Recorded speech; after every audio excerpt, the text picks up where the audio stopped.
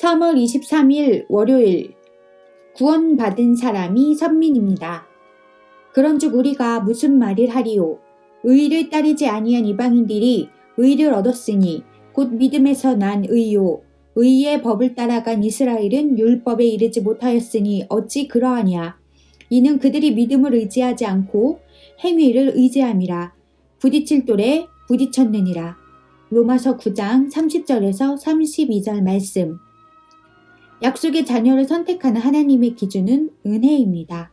내가 긍휼히 여길 자를 긍휼히 여기고 불쌍히 여길 자를 불쌍히 여기리라고 하셨습니다. 그렇다면 하나님께서 이삭과 야곱에게는 은혜를 베푸시고 이스마엘과 에서에게는 그렇지 않았다는 뜻이 됩니다.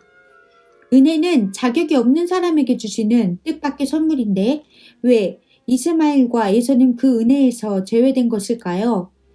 이 대목에서 우리는 하나님의 은혜에 문제가 있는 것이 아니라 은혜를 받아들이는 사람에게 문제가 있다는 사실을 알게 됩니다. 다시 말해 하나님의 은혜에 대한 반응이 약속의 자녀라는 정체성을 결정한다는 것입니다. 바울은 이것을 설명하기 위해 하나님의 버림을 받은 바로를 예로 들었습니다. 유대인들은 선민을 기득권으로 생각하여 세상의 모든 사람을 구원하시려는 하나님의 계획을 받아들이지 못했습니다. 그것은 마치 출애굽 당시에 이스라엘을 구원하시려는 하나님의 계획을 받아들이지 못했던 애굽의 바로와 같습니다. 하나님의 은혜에 대한 반응을 통해서 그들은 약속의 자녀가 아니라는 자신의 정체성을 스스로 드러낸 것입니다. 그렇다면 약속의 자녀는 하나님의 은혜에 어떤 반응을 보일까요? 믿음의 반응을 보입니다. 의를 따르지 않았던 이방인들이 그리스도의 복음에 나타난 하나님의 의를 믿음으로 의를 얻었다고 합니다. 그래서 이방인들도 약속의 자녀가 되어 믿음의 조상 아브라함의 계보에 들어갈 수 있게 되었습니다. 반면 선민이라는 자부심을 가지고 있던 이스라엘은 의의 법을 따르다가 율법에 이르지 못했습니다.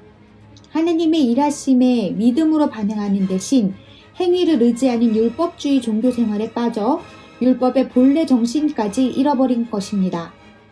메시지 성경은 이를 그들이 하나님을 신뢰하는 대신에 자기 자신을 앞세웠기 때문입니다.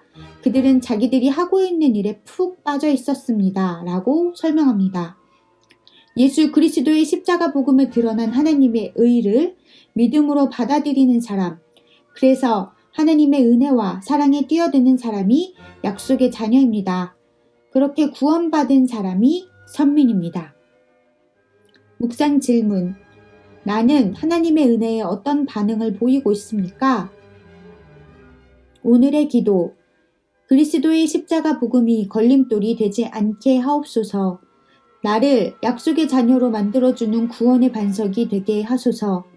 그리하여 하나님의 은혜를 믿음으로 받아들임으로 구원받은 선민이 되게 하옵소서. 예수님의 이름으로 기도합니다. 아멘.